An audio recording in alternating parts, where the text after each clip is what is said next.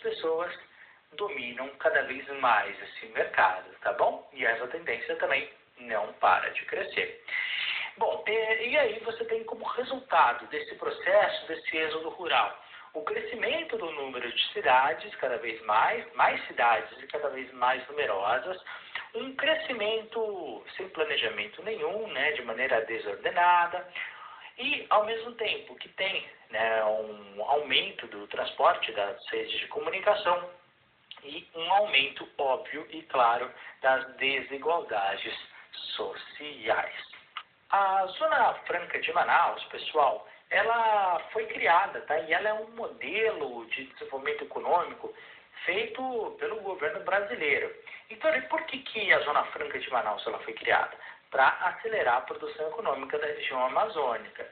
Ou seja, lembra que a gente falou que a região norte do Brasil era a região com menor densidade demográfica? Justamente esse foi um projeto, tá? Justamente para tentar mudar um pouquinho desses fatores. Então, a gente tem aqui um aumento da integração social e também da produtividade da região. De que forma? Atraindo as indústrias. Como é que você atrai uma indústria para um determinado local que pouca gente ia? Reduzindo imposto. Para pagar menos, claro que todo mundo vai. Então, hoje nós temos mais de 600 indústrias na Zona Franca de Manaus, graças aos incentivos dos impostos. Viu que interessante? Então, hoje, a Franca Zona de Manaus, ela não está apenas na cidade de Manaus, né, que fica no Amazonas, fica em outras também.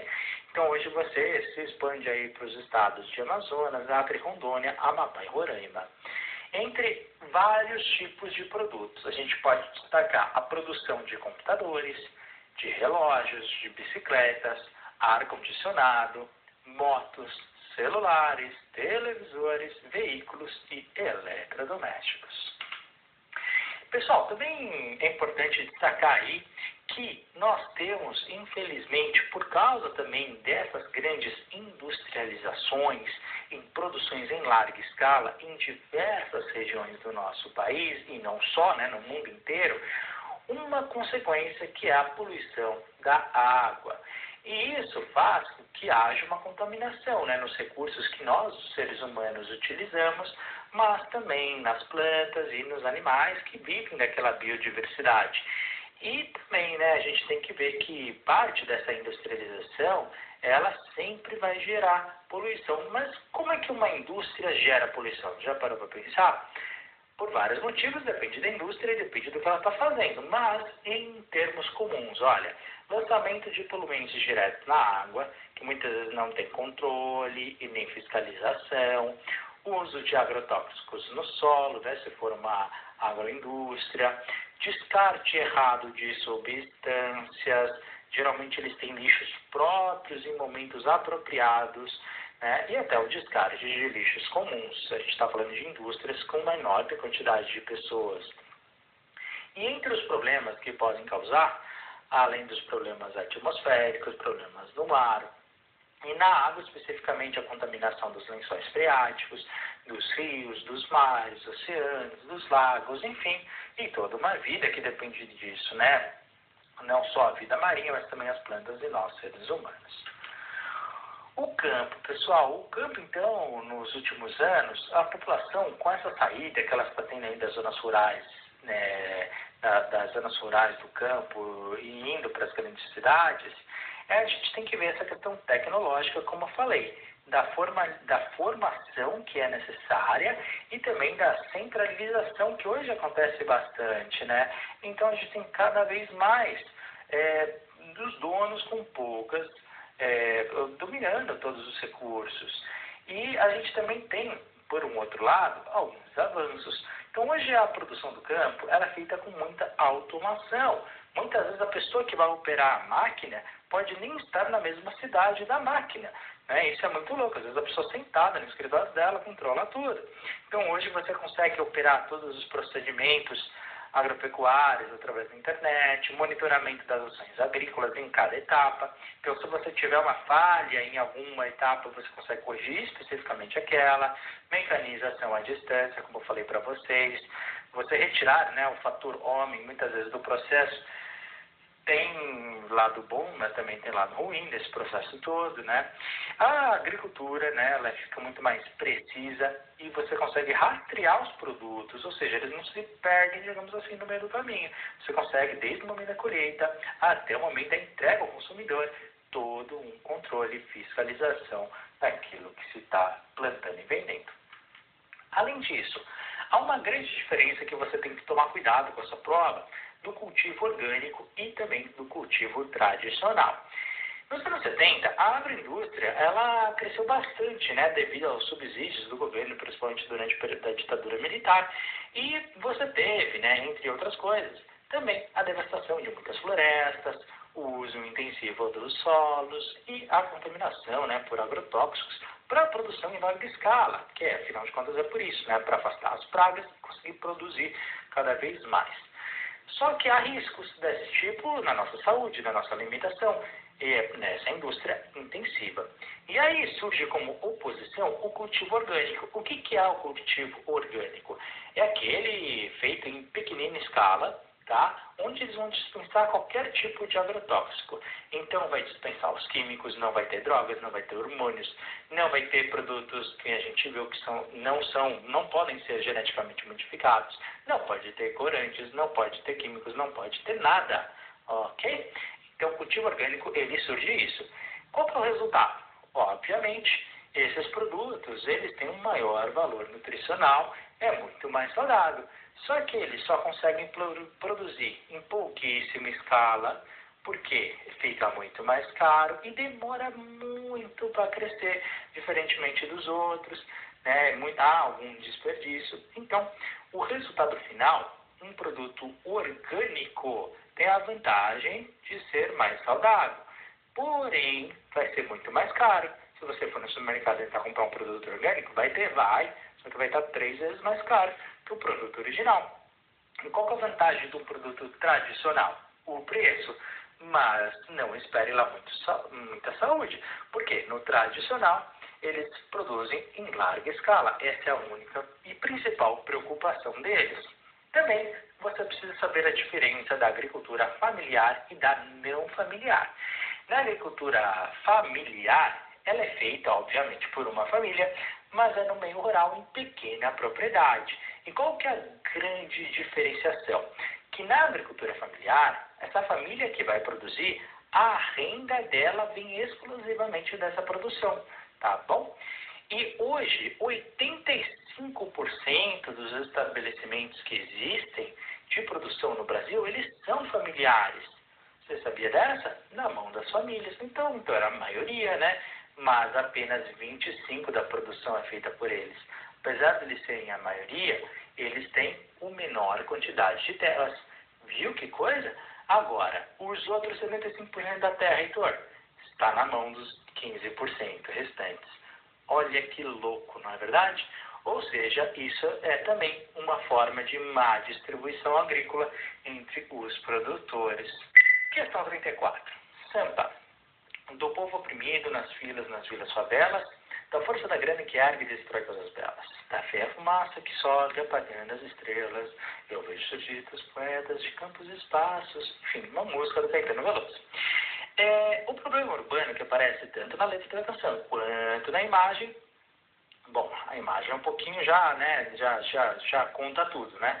E também da letra, justamente aí na primeira linha ele já fala também, mas vamos lá, letra A. Poluição do ambiente, B, desapropriação da terra, C, precarização das moradias e D, intensificação da violência. Pessoal, isso aqui, né, é uma foto clara aí de uma favela, no site ali da USP, não sabemos exatamente qual, mas está falando, né, inclusive na primeira linha da música ele fala, do povo oprimido nas vilas e nas favelas, ou seja, precarização de moradias, letra C de casa. Questão 56. A população rural deixa de cair, embora o número de empregados em atividades agrícolas passe a diminuir rapidamente. O que explica isso é o crescimento do emprego rural não agrícola, dos desempregados e dos aposentados que ainda residem nas zonas rurais. Em outras palavras, o êxodo continua assim, mas agora parece ser mais um êxodo da atividade agrícola do que um êxodo rural. O fenômeno retratado favoreceu a seguinte transformação no aspecto rural. Letra A, crescimento da migração do retorno. B, desenvolvimento do setor de serviços. C, isolamento das comunidades do campo. Ou D, aperfeiçoamento das técnicas de cultivo. Como nós dissemos em aula, hoje você teve um grande desenvolvimento de vários setores que nós tivemos ali no campo. Veja, por que não pode ser a A, né, que algumas pessoas falaram na época? Porque a A vai falar que as pessoas estão voltando. E ele diz na penúltima linha, em outras palavras, o êxodo continua, interpretação de texto. Então ele não parou, as pessoas não estão voltando para o campo. Então cuidado, tá? Leia sempre o texto até o final. Não pode ser a A, tá bom? E as comunidades, elas não estão isoladas. Simplesmente o que ele fala no texto é simplesmente dessa questão aí, né, do desenvolvimento do setor de serviços que está acontecendo no espaço rural. Portanto, a alternativa correta, letra B, de bola. Questão 57. No Brasil, a ampliação do uso da tecnologia agrícola, retratada na imagem, tem como consequência econômica A. Veja, são apenas maquinários ali operando, tá bom? Letra A, priorização do mercado interno. B, redução dos processos poluentes. C, difusão das lavouras de policultura. Ou D, elevação do índice de produtividade. Pessoal, as pessoas estão usando, né, máquinas na produção em vez de pessoas, por quê?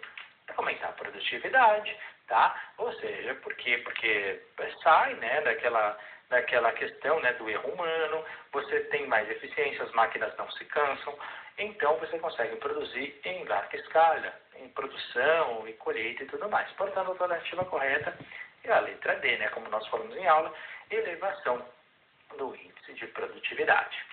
Questão 56, Sistema Agrícola 1, Sistema Agrícola 2. Qual que é a diferença? No 1, feita por humanos, através de enxadas, lentamente. E no 2, maquinários, operando muito mais rápido. Uma implicação socioespacial no campo, resultante da passagem do Sistema 1 para o 2, é o quê? Letra A, redução do trabalho formal. B, intensificação do êxodo rural. C, diversificação da cultura alimentar. Ou D, desconcentração da estrutura fundiária. Pessoal, o que acontece é o processo hoje que nós estamos vendo, né, das grandes campos em nosso país. É o êxodo rural. Ou seja, as pessoas estão saindo do campo e sendo substituídas pelas máquinas e as pessoas estão migrando para as zonas urbanas, justamente por causa desse processo tecnológico que está acontecendo cada vez mais nos campos dos sistemas agrícolas. Portanto, a alternativa correta, letra B de bola, intensificação do êxodo rural. Compreender o desenvolvimento sustentável talvez seja uma das lições mais importantes que a banca quer nos dar para a nossa prova. Por quê? Porque é uma expressão que a gente tem que entender, compreender, a gente tem que aplicar em nossas vidas e também levar adiante, ou seja, depois da sua prova, continuar com esses hábitos que a gente aprende na questão do desenvolvimento sustentável. É uma tendência que já vem há alguns anos e cada vez mais tem ganhando a sua importância e sua relevância, principalmente no cenário que nos encontramos atualmente. Então vamos lá, vamos começar falando sobre o desenvolvimento sustentável. O desenvolvimento sustentável, pessoal, é aquele desenvolvimento que é capaz de suprir todas as necessidades que a gente tem, que eu e você temos em nossa geração. Seja ele de matéria-prima, seja ele daquilo que a gente quer consumir, seja aquilo que a gente quer produzir, seja aquilo que a gente quer retirar da natureza, tá? Então, tudo aquilo que nós queremos. Então, de maneira ilimitada? Não, é aí que está o lance. A gente pode retirar o que a gente bem entende, nós como sociedade, tá bom? Só que a gente não pode comprometer a capacidade de atender as necessidades das gerações que vão vir no futuro. Ou seja, o amanhã, as próximas gerações, as próximas pessoas, nossos filhos, nossos netos. Ou seja, qual é a grande responsabilidade que nós temos? É deixar de consumir? Não, e nem tem como. Inclusive, nós vivemos numa sociedade que hoje consome cada vez mais. Ou seja, a gente vai continuar consumindo, só que no limite daquilo que não pode esgotar para gerações futuras. Então, a gente tem que ter um pouco de consciência que a gente tem que deixar o nosso planeta de uma forma que ele possa se recuperar daquilo que a gente faz e que no futuro não falte recursos essenciais também. Então, isso é o desenvolvimento sustentável, é a utilização das nossas necessidades sem nos comprometer com o dia de amanhã. Hoje em dia, nós estamos tendo muitos impactos ambientais em nossa sociedade, principalmente por causa das ações humanas. Então, a gente está fazendo o nosso impacto, a gente está alimentando tudo isso através das nossas ações, tá? Que a gente provoca no ambiente e a gente está causando aí muito impacto ambiental. Então, quais são as características disso? Aumento das áreas urbanas, uso de veículos, porque quando a gente está usando veículos, a gente está aumentando a poluição do ar, uso irregular dos recursos, grande produção de lixo. Aliás, hoje em dia, a gente produz cada vez mais lixo, cada habitante na sociedade. E como resultado, a gente está tendo algumas consequências diretas, entre elas a extinção de inúmeras espécies, aumento da poluição, mudanças climáticas, né? Atualmente temos visto aí temperaturas extremas, de muito frio, muito calor pelo mundo, chuvas e tempestades em épocas que nunca tinha, a própria destruição da camada de ozônio, a destruição de habitats naturais, muitas e muitas inundações. Isso é só uma lista pequena de tudo o que está acontecendo. Então, há ações que nós podemos fazer? Bom, há ações que as empresas podem, há outras que o próprio governo pode fazer, mas sua prova está perguntando as ações nossas, individuais. Então, isso você tem que entender. Então, a gente pode utilizar a reciclagem justamente para que novos recursos não sejam retirados do meio ambiente, a própria doação de roupas e objetos para que as pessoas não necessitem consumir coisas novas, ou seja, a gente reutiliza certos produtos, usar produtos ecológicos, usar menos automóveis, tudo isso a gente está aplicando, né, a sustentabilidade e protegendo cada vez mais recursos do nosso ambiente. Além disso, diminuir o consumo de energia e também a economização de água, porque é cada vez mais raro, tá bom? Então a gente está preservando o nosso habitat, nossa sociedade. Quais são as formas de energia existentes hoje? Há várias, entre elas as principais que nós temos são essas. A solar, que ela vem obviamente do sol, a nuclear, a eólica é aquela energia que vem dos ventos, daquelas máquinas grandes ali, brancas e tudo mais. Térmica, ou seja, do calor, química e a mecânica, tá? Agora, quando a gente está falando do Brasil, a gente não pode ignorar as hidrelétricas, na verdade, mesmo porque dessa fonte de energia é aquela que a gente mais usa. Hoje, 90%, esse número é atualizado, tá? 90% da energia elétrica do Brasil vem através das hidrelétricas. E esse consumo que nós temos, especificamente, ele nasce muito ali depois da Segunda Guerra Mundial. E qual que é o interesse disso? Qual que é a vantagem e desvantagem? Bom, a vantagem é o preço e a desvantagem é o espaço. Como assim? Por quê? Porque para a gente ter uma energia hidrelétrica, só para você ter uma ideia, na energia hidrelétrica simplesmente precisa de um espaço enorme, exorbitante, um espaço muito, muito grande. Para quê? Para a gente ter muita reserva de água. E aí no Brasil, geralmente, o que a gente faz? A gente delimita um local onde essa água pode ficar, um local que não tem água originalmente, e esse local é inundado. Então, muitas vezes, ocorrem muitas desapropriações de terra, às vezes até tem destruição daquele meio ambiente, para ficar tudo embaixo d'água.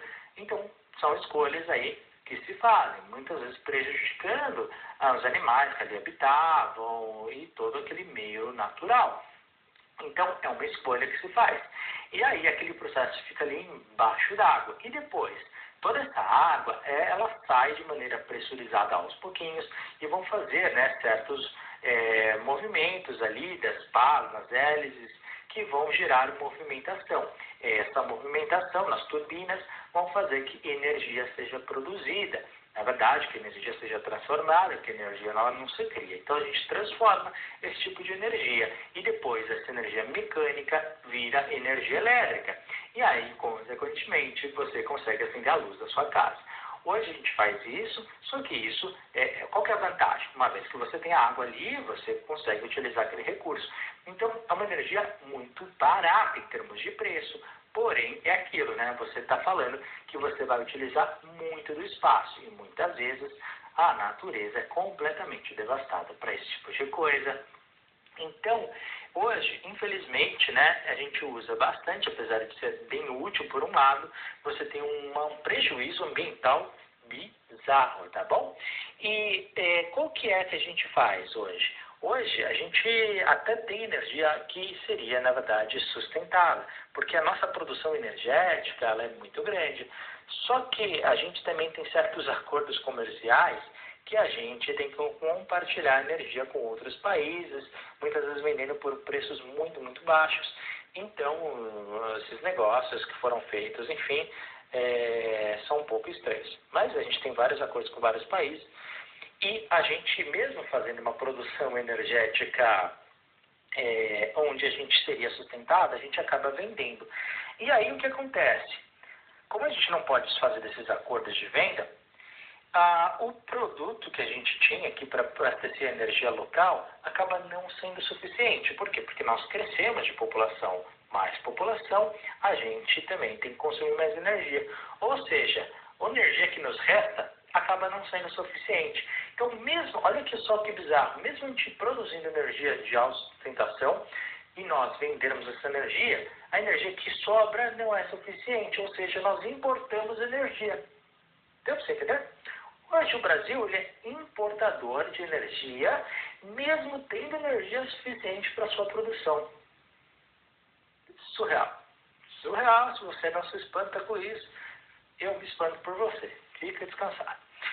Além disso, temos que falar do petróleo. O petróleo nada mais é do que um combustível fóssil e é o principal elemento que a gente utiliza, por exemplo, como fonte de energia para os nossos carros e não só, mas é um recurso natural que é muito utilizado. Nos anos 70 a gente começou a usar bastante essa produção e até hoje é aí o principal produto que a gente utiliza para diversas ações. O petróleo, originalmente, ele é uma decomposição de matéria orgânica, principalmente dos plânctons. E ele é extraído de duas formas, ou pela terra diretamente, ou no mar, tá? No subsolo. E aí você precisa de toda uma estrutura de petróleo e tudo mais.